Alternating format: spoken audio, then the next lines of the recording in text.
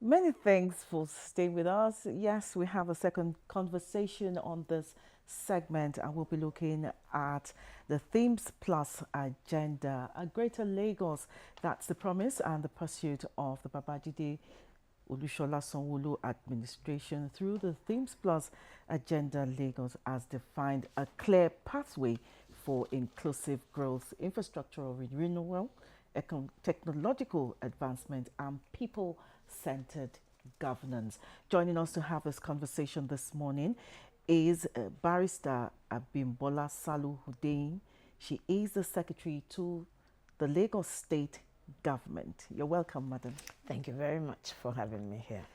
The Think Plus agenda is the framework that is used in the administration and growth of this great state, Lagos. I'd like us to go back to the conception, and you tell us why, it was thought about, and of course, why the plus was added during the second tenure of Mr. Governor. Thank you very much. The T.H.E.M.E.S Plus agenda is Lagos State Developmental Agenda. Okay. It's based on the LSDP, Lagos State Planning and Development 2052, a 30-year plan. Okay. From 2022 to 2052. It's anchored on it. Okay. Under the T.H.E.M.E.S Plus agenda, it's just an acronym for various developmental agenda we want to pursue under the Babajide Sanwo-Olu's administration. The T stands for transportation. The H stands for health. The E, environment, education. The M stands for Lagos being a mega city. And of course, the S is for security and governance. The plus actually is our intentional and deliberate focus on women, gender equality, youth, and inclusivity. You know that governance is about inclusion. Yeah. Everybody it must be carried along. And that is the focus of Lagos State government, to ensure that in whatever policies the government is carrying out, we are carrying everybody along, because what is important is that everybody in Lagos State is safe, secure, and comfortable. That is the essence of good governance. And that's what the Lagos State is all about. Okay, as the chief coordinator of Themes Plus agenda, how do you now, ensure that there is collaboration amongst the MDAs in the state? Lagos State, we've been very fortunate in Lagos State. I say this, even though Lagos State is the smallest state in terms of land size in Nigeria, what we don't have in terms of land, God has given us in terms of brains to be able to put grains on the table of our people. And that is why today in Nigeria, when I was listening to P.L.O. Lumumba, the professor of law from Kenya, when he was addressing people in Lagos recently, and he was saying that Africa would not develop until Nigeria develops. That is, Nigeria is the leader of African development. Okay. I zeroed it into, that is why Lagos is.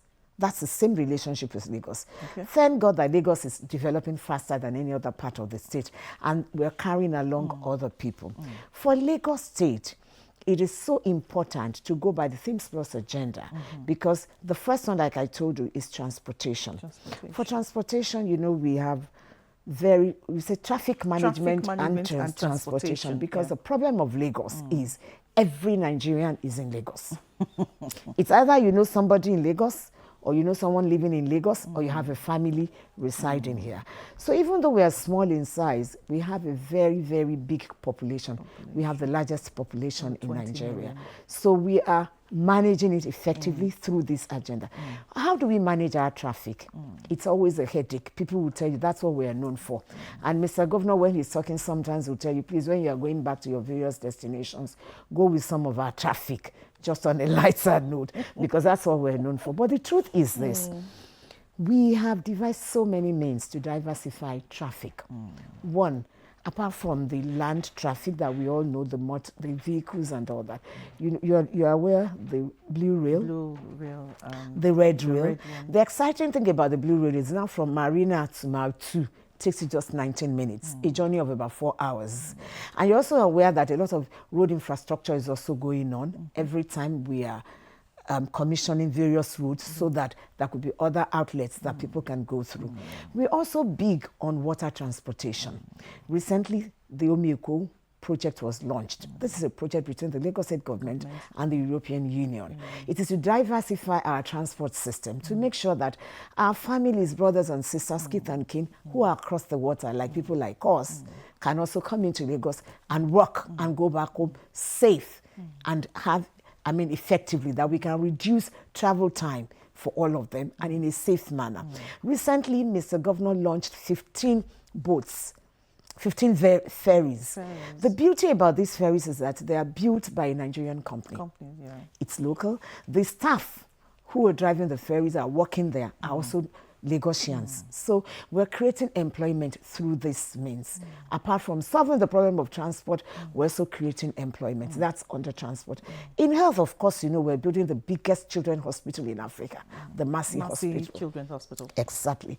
And you also know that in agriculture, we're so big on that, even though we don't have agricultural land, but we're doing so much in agriculture. We're building in Ekpe the biggest warehouse for food systems, so that when we bring in all this food, because we discovered that the problem we have in this country is that we do not have a way of storing. Storage. Exactly. Storage is a problem.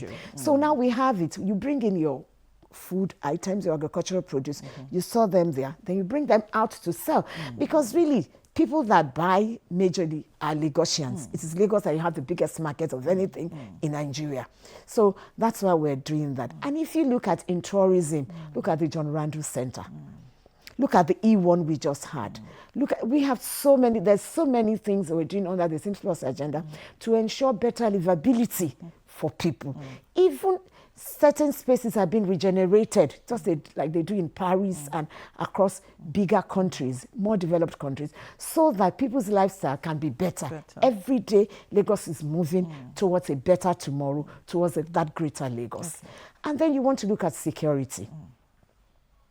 Look at what we're doing in the area of security. We have the Security Trust Fund.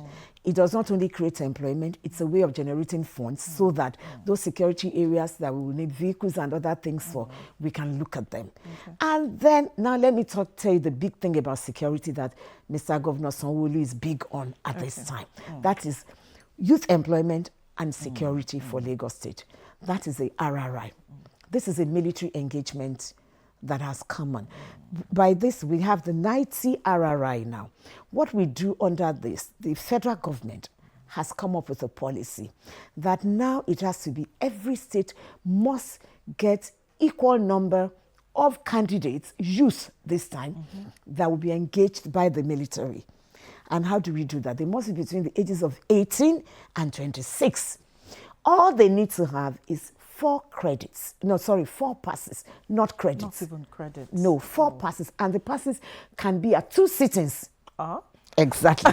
If you don't have that, if you have a trade certificate, you're good to go. Even you are a mechanic or you've learnt hairdressing, just have a trade certificate. You're good to go. And it's for both male and female. And we discovered why Mr. Governor is very particular and passionate about this is we know that Lagos State have been shortchanged a lot in the past.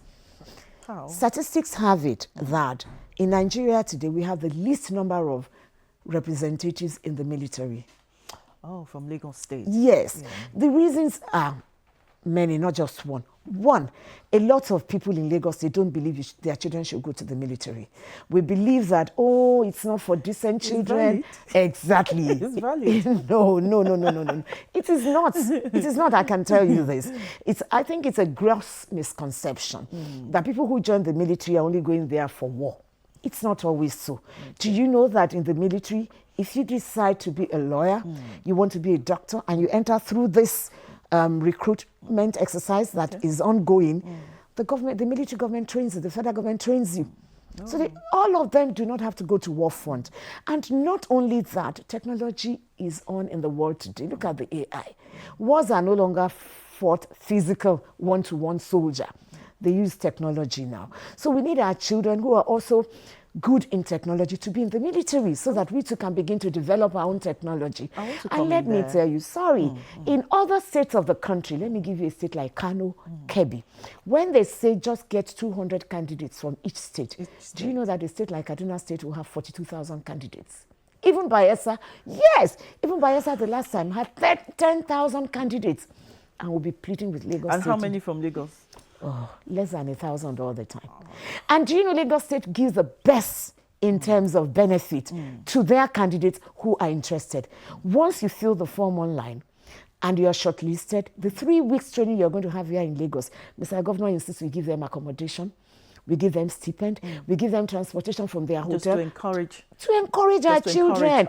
In fact, yeah. the military had told me several times, their bosses, that we are spoiling our children. And I said, if we don't do this, who will do it for us? And you know, Lagos has its own challenges. People come from Ekpe, Badagry, Ikorodu. How do you want them to get to Ikeja for 7 a.m. and when they close at 6 with all the rigorous exercises to start taking buses and trying to go back? Some of them can't even afford it. So now that we are keeping them there, for now, before now, we used to have like 30 candidates only. But now we are having over 100. But I must be honest with you, we are not yet there. Okay. Because what happens usually is states that don't have enough candidates, once you are short of candidates, other states that already have enough will make up for it for states that don't have enough. It's so sad. Okay, Abimbola, sorry, your namesake. Okay. Has a question for you. Okay. As a part of the T.H.E.M.E.S Plus agenda, we have the M there, of course, making Lagos a 21st century economy.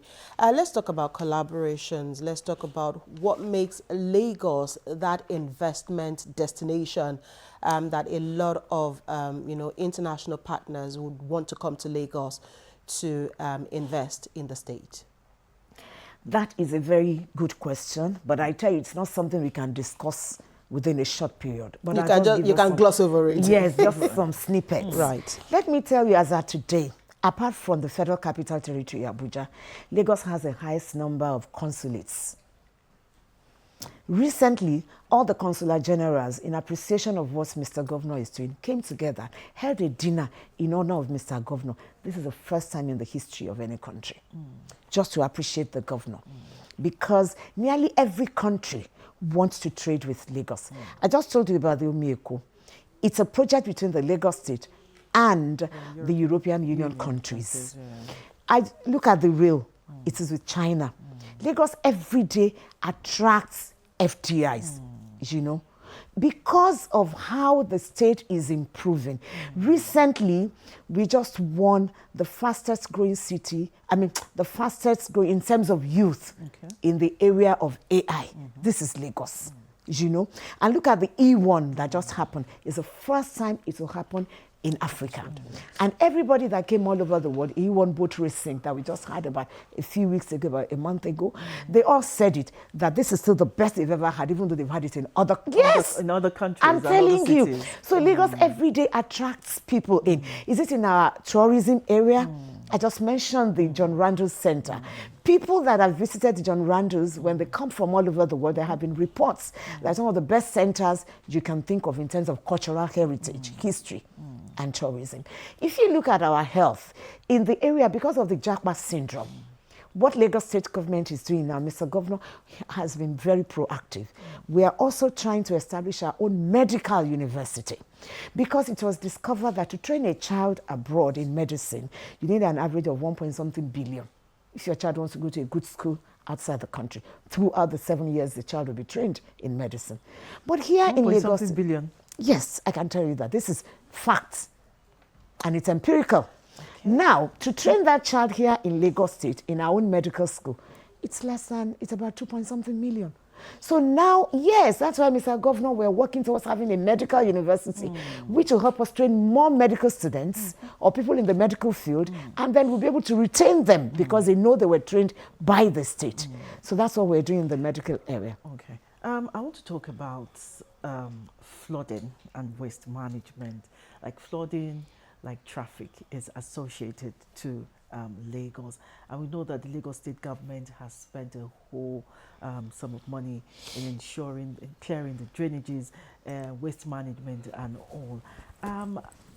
Why is it now still looking as if enough is still not being done in that sector? Well, you know that we're doing so much in that area. We know. Just a few days ago. We know. Yes. But the reason one is Lagos is, the population is dense.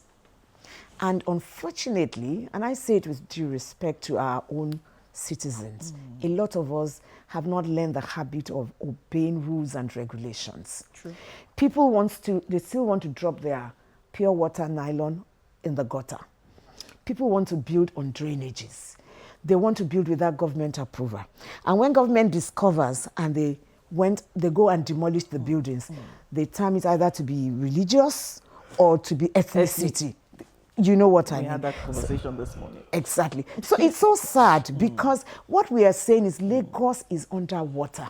We're surrounded by water. And we need to we must have a proper urban planning that will not allow the state to sink someday. And that is why we're doing everything to ensure that we remain afloat.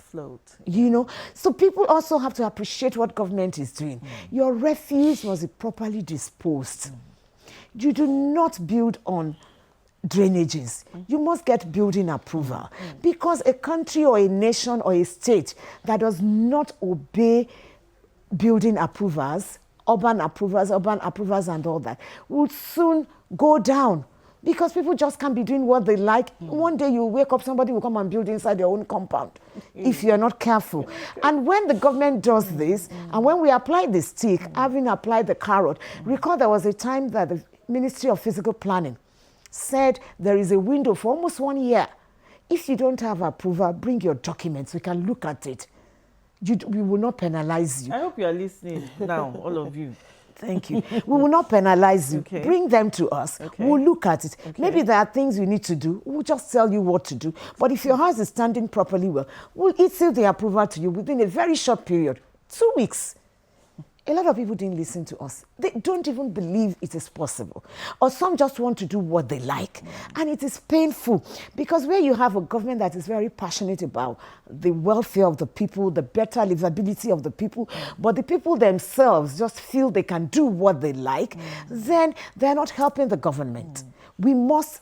Everybody living in any state is part of government. Government is not abstract. It has to do with human beings. So when we obey rules and regulations, we don't dump our refuse anywhere. It's so sad. Recently, because my office holds a meeting with all the paramilitary agencies as part of our security meeting, where we discuss security issues, which cannot just be said here. But I can say this, and it's so painful to Mr. Governor and to every one of us. The Civil Defense came up with a report that a lot of our people that we call scrap dealers, you know, they are into not just the scrap dealing, but into very illegal activities. So some of them remove the rails on the bridges. They steal some of our government, the poles, you know what I mean, and sell it to some people who now treat it as scraps. So what do you want government to do? We provide these things for the comfort of everybody, but you go there still and some people buy. So Mr. Governor is now taking very serious measures against all these people. And I'm using this medium to warn them. Scrap dealers, be careful. This is we did this so that we can have employment opportunities. It is not so that we can destroy the city and destroy all of us living there. Is it possible for government to regulate that area? That's what we're doing now. Mr. Government will soon roll out some regulatory measures so that we can check all these atrocities. Abimbola. Let's quickly talk about youth empowerment and sports development. We do know Lagos is also very big in these areas. Take us through what some of the things that we're doing in these areas. Lagos has a lot of youth, large population base of young people. So when you take youth empowerment and sports development, how big are we in Lagos on this? We're very big.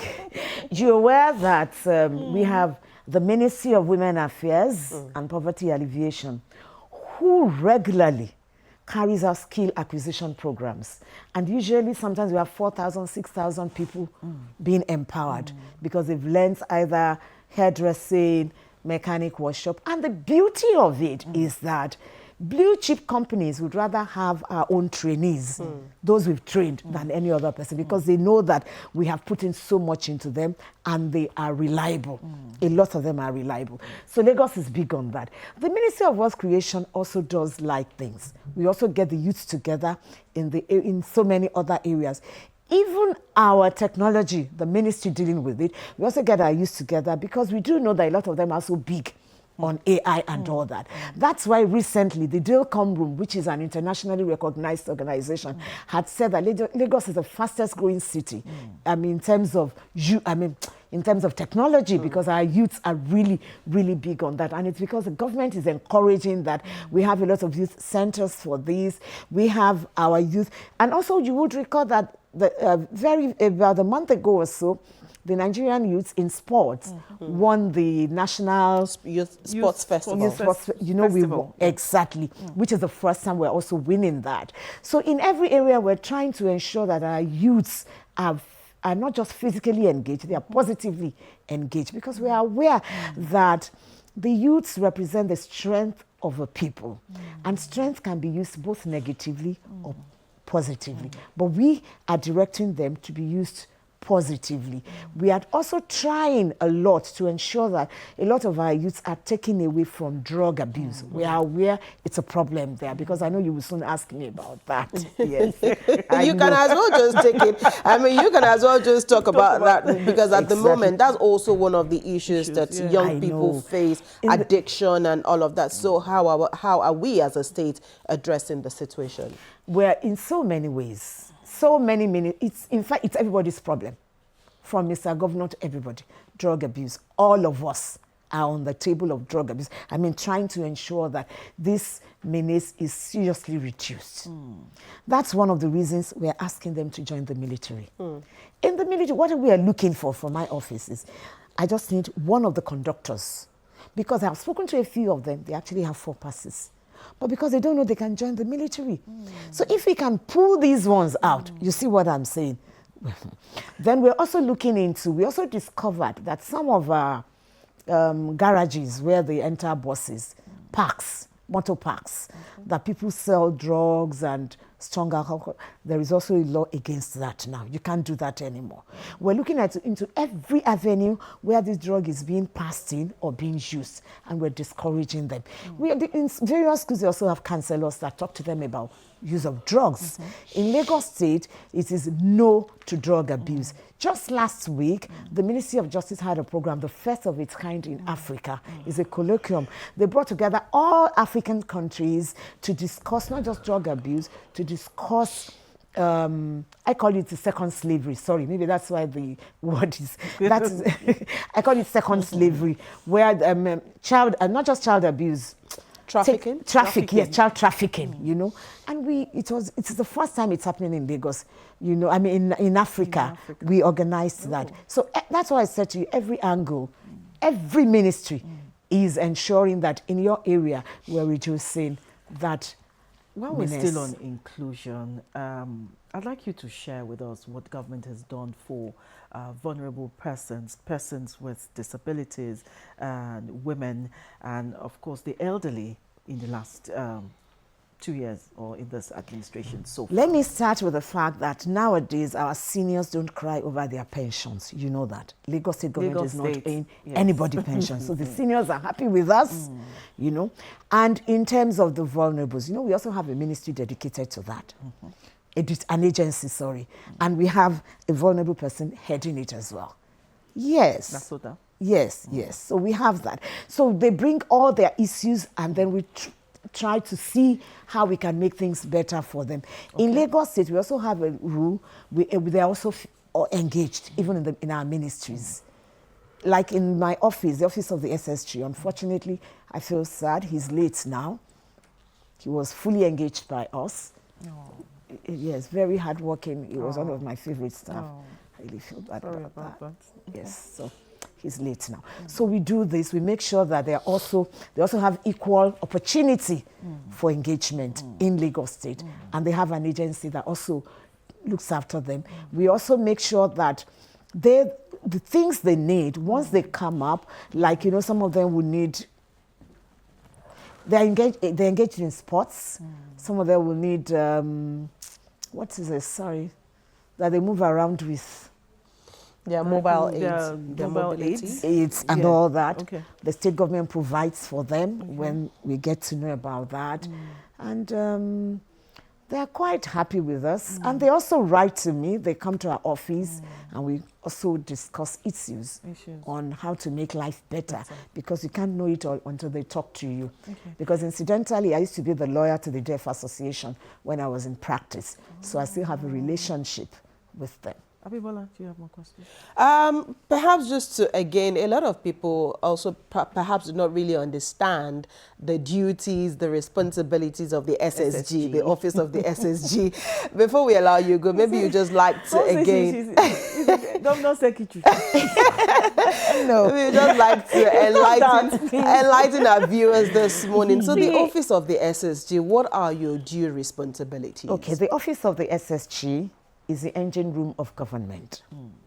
It is the office of the SSG that coordinates every MDA. All MDAs are to be, we coordinate their activities, government policies, we monitor, we evaluate, so that we are sure that we have measurable, not just measurable goals, but measurable achievement.